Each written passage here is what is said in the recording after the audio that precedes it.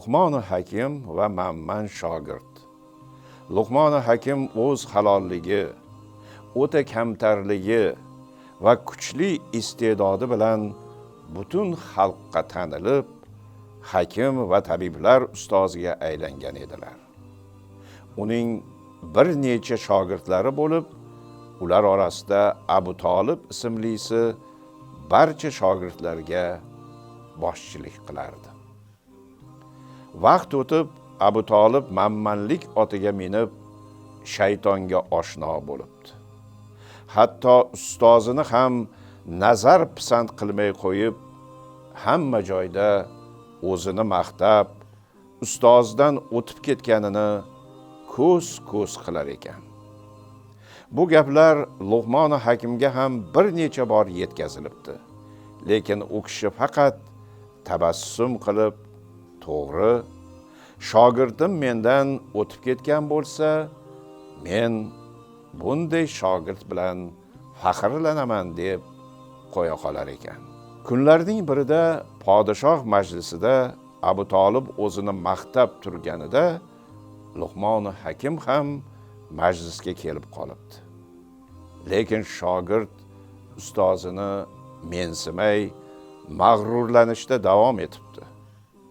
Ilm majlisida o'tirgan podshoh Luqmon Hakimga qarab shunday debdi: "Ey hakim, sizni o'limdan boshqa har qanday dardga davo topgan inson deb bilardik. Nahotki shogirdingiz sizdan ustun bo'lsa?" Luqmon Hakim shunday javob beribdi: "To'g'ri, shogirdim qancha o'ssa, men shuncha xursand bo'laman. Chunki u mening mevamdir." Shunda podshoh: "Biz buni amalda ko'rishni istaymiz. Ikkingiz bir-biringizga qarshi zahar tayyorlang. Kim tirik qolsa, o'sha haqiqiy kuchli hakim" debdi. Luqmon Hakim sukut saqlabdi. Lekin Abu Talib bu shartga darhol rozi bo'lib, 3 kun muddat so'rabdi. Majlis 3 kundan keyin yana yig'ilish sharti bilan tarqalibdi. Shogird shu 3 kunda shunday qo'rqinchli zahar tayyorlabdiki, uning bir tomchisiga fil ham bardosh bera olmas ekan. Luqmon Hakim esa bu zaharga qarshi davo tayyorlab, katta xumga suv to'ldirtirib, 4 ta yordamchiga ko'tartirib, majlisga kelibdi. Abu Talib o'z zaharini sinovdan o'tkazish uchun yerga bir tomchi tomizibdi. Zahar yerda qaynab, bir gaz chuqurlikka singib ketibdi. Buni ko'rgan Luqmon Hakimning dushmanlari xursand bo'lishibdi.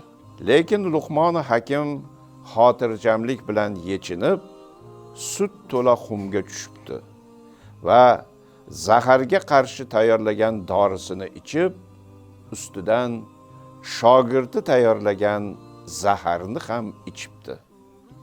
Keyin esa sut ichiga kirib ketibdi. Oradan oz o'tmay, zahar ta'siridan xumdagi sut yashil tusga kiribdi. Uning sodiq shogirdlari Luqmon Hakimni xumdan chiqarib, uyiga olib ketishibdi.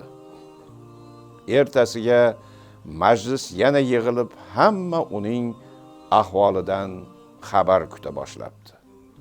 Kutilmaganda sal rangini yo'qotgan Luqmon Hakim majlisga yetib kelibdi. Hech kim bunday kuchli zaharni ichib tirik qolish mumkinligiga ishonmagani uchun hamma hayratda qolibdi. Podshoh Luqmon Hakimni qutlab, shogirdiga qarshi zahar tayyorlashni buyuribdi. Lekin hakim: "Yo'q, men yengildim.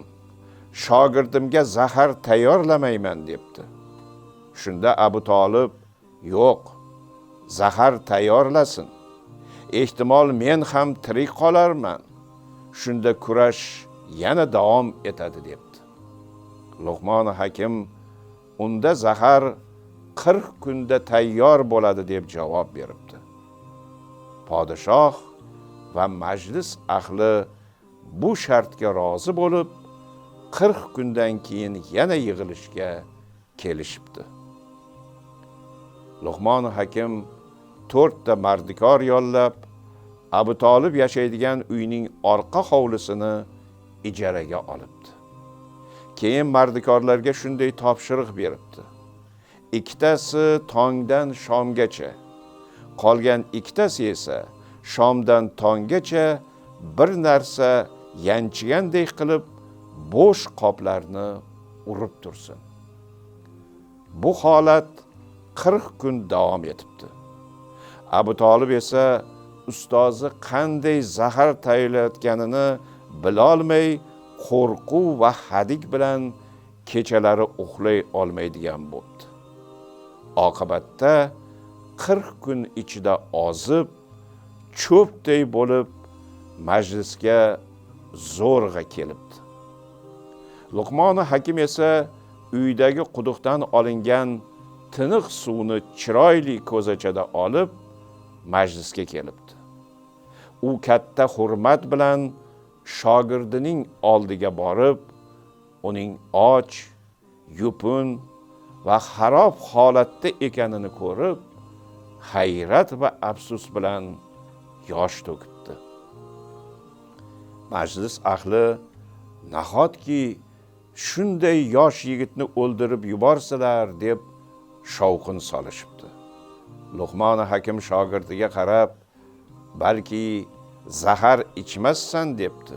Lekin manmanlikka berilib ketgan Abu Talib hech narsadan qaytmay darhol ichib yuboribdi. Shu zahoti uning yuzi oqarib, qoni qochib yerga yiqilibdi va jon beribdi. Luqmon Hakim esa majlis ahliga qarab, ko'zachadagi suvdan bir necha qultum ichib, bu oddiy suv edi. Shogirdim zahardan emas, o'z manmanligi qurboni bo'ldi debdi. Majlis ahli ko'zachadagi suvdan tatib ko'rib, Luqmon Hakimga yana bir bor qoyil qolgan ekan.